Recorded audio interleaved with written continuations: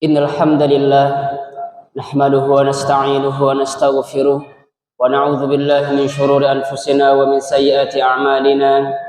May yahdihillahu fala mudilla lahu wa may yudlil fala hadiya lahu.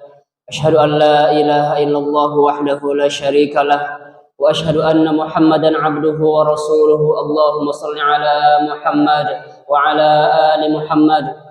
Alhamdulillah, para hadirin sidang salat Id rahimakumullah.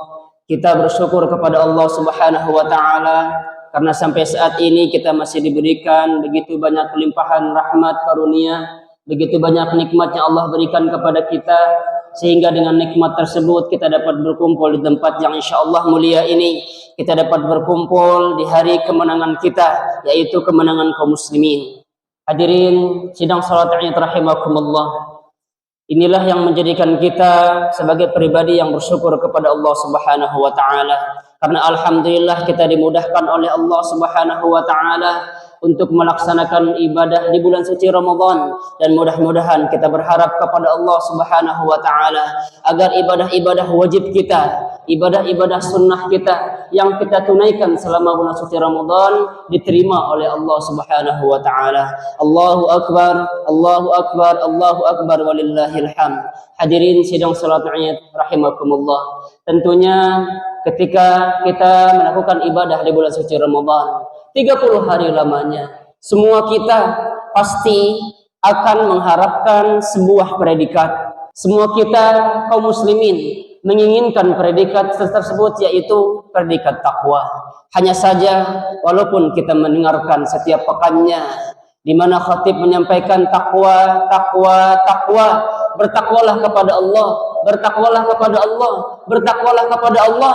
Hanya saja tidak sedikit di antara kita yang tidak paham apa itu tentang takwa. Marilah kita dengarkan sedikit penjelasan takwa tentang seorang sahabat yang bernama Ibnu Mas'ud.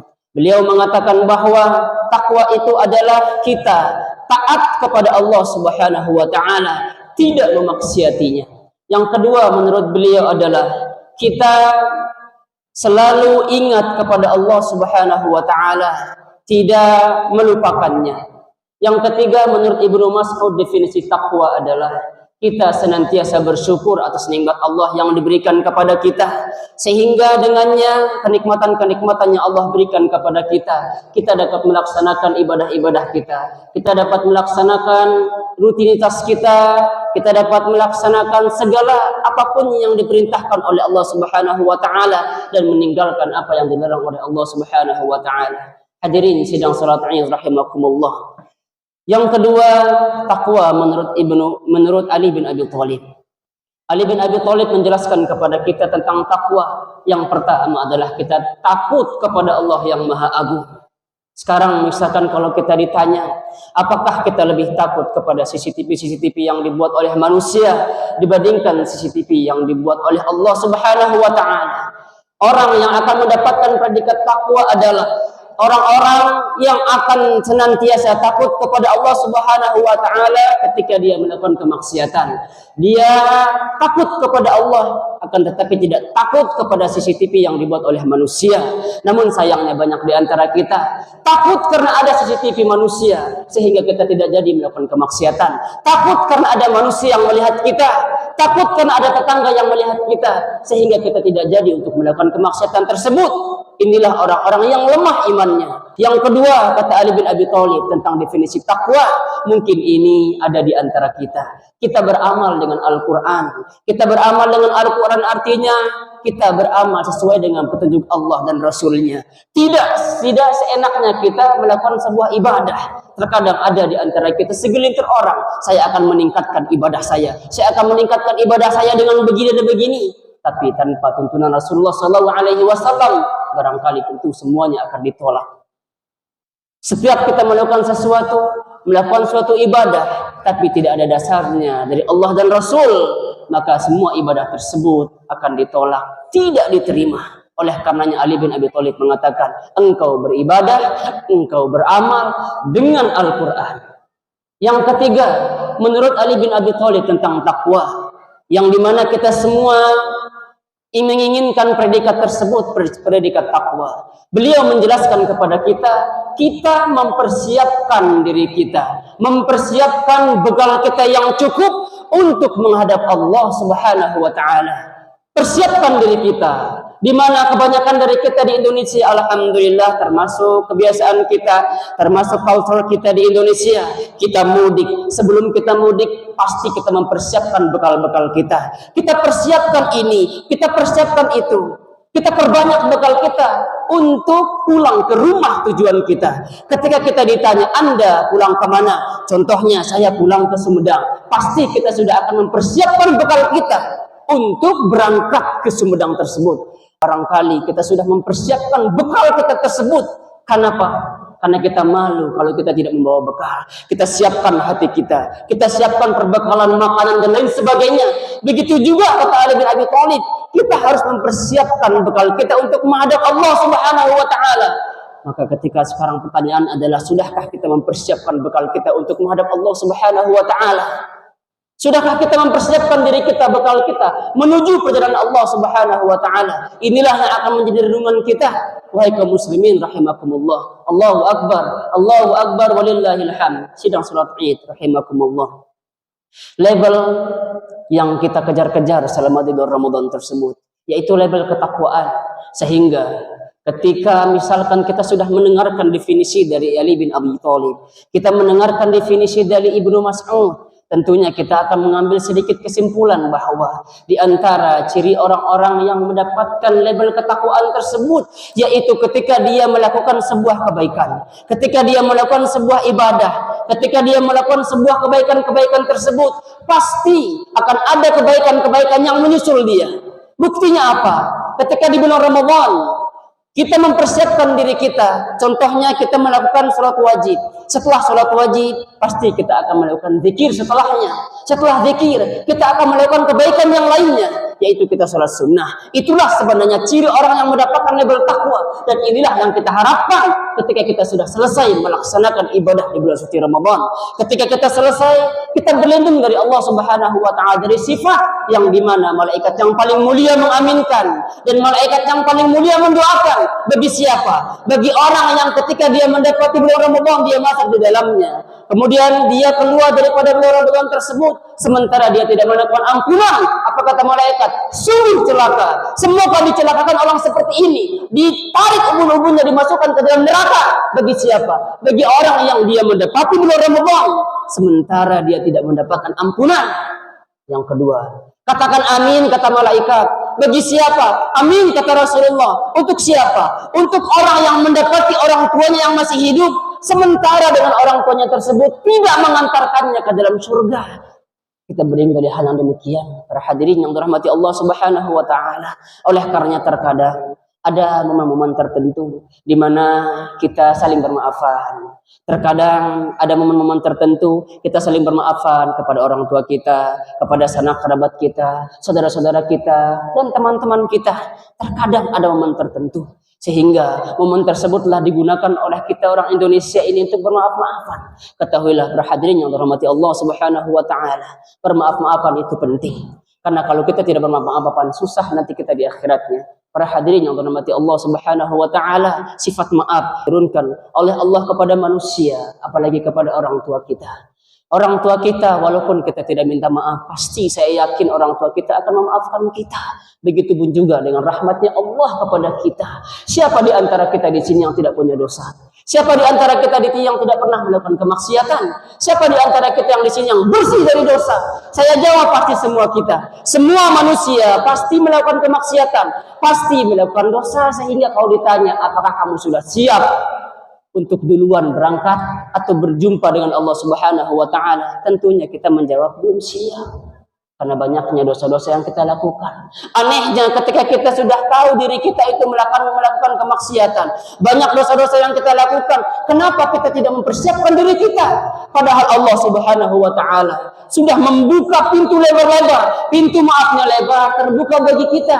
Allah Subhanahu wa taala berfirman dalam hadis qudsi, "Ya bani Adam, law ataitani bi qurabil ardi khataya, thumma laqitani la tusyrik bi syai'a, wahai anak Adam, seandainya engkau menghadap kepadaku dengan membawa dosa sepenuh bumi, kata Allah, maka aku akan datang kepadamu juga dengan sepenuh bumi, ampunanku akan aku datang kepadamu, kata Allah. Wala ubali, kata Allah, dan aku tidak peduli sebesar apapun, setinggi apapun, sebanyak apapun dosamu, aku tidak peduli, kata Allah.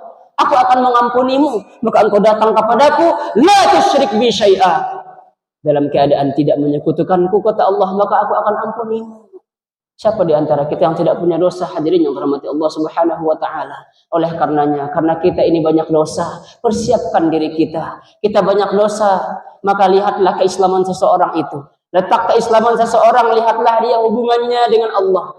Yang kedua, ketika kita melihat bagusnya keislaman seseorang itu, lihatlah dia hubungannya dengan manusia, maka hubungan kita dengan Allah perbaiki. Hubungan kita dengan manusia perbaiki. Terbuka lebar pintu taubat oleh Allah Subhanahu wa taala. Saat ini ada momen tertentu, terbuka lebar barangkali untuk manusia untuk memaafkan dosa-dosa kita. Oleh karenanya, seorang sahabat yang sudah dicap oleh Rasulullah sallallahu alaihi wasallam, yatlu'ul ana rajulun min ahli jannah, 3 kali berturut-turut Rasulullah mengatakan seorang laki-laki dia penduduk surga, kata Rasulullah. Sehingga seorang sahabat ini penasaran, karena 3 hari berturut-turut Rasulullah sallallahu alaihi wasallam mengatakan dia ahli surga.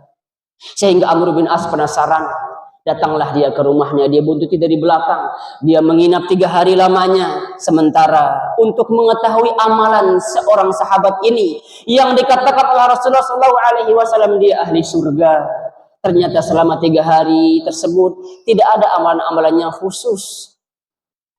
Dengan kecewanya, seorang sahabat ini mengatakan, dia pulang, lalu lantas mengatakan, saya tidak melihat ibadah yang spesial darimu.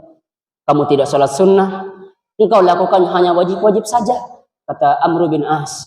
Kata seorang sahabat ini yang disebut Rasulullah di ahli surga, ya memang begitulah ibadah saya. Akhirnya Amr bin As keluar dengan kecewa.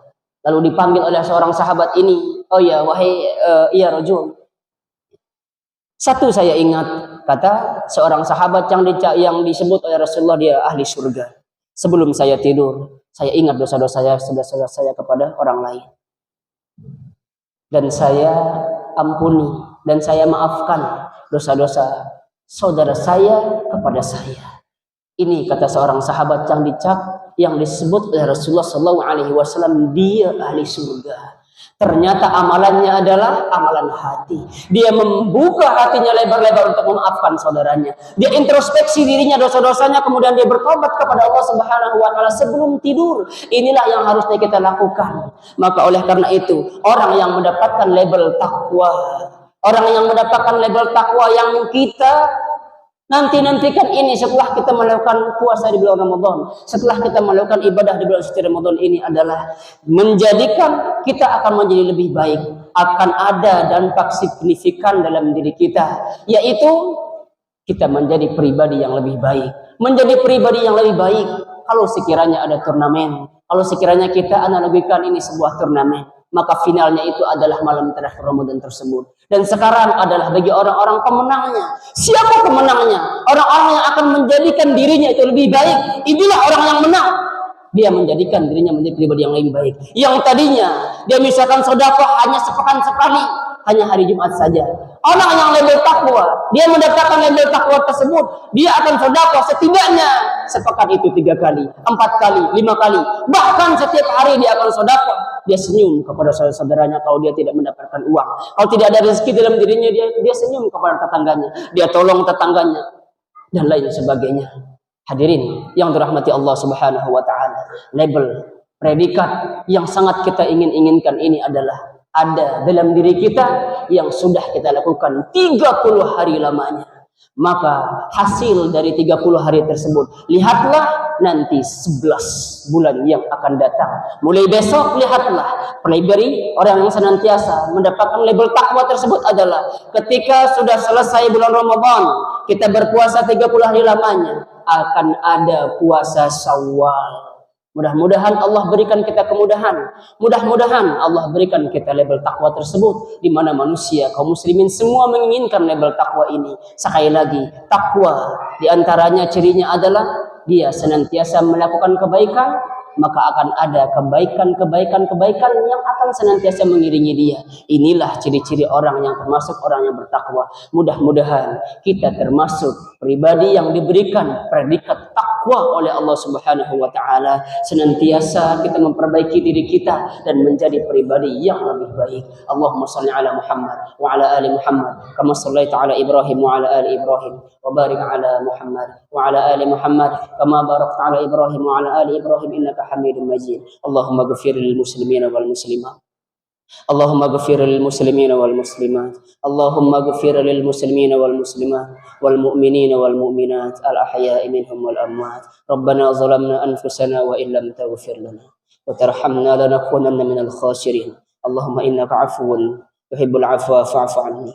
Allahumma innaka 'afuwun tuhibbul 'afwa fa'fu 'anni. Allahumma innaka 'afuwun tuhibbul 'afwa fa'fu 'anni.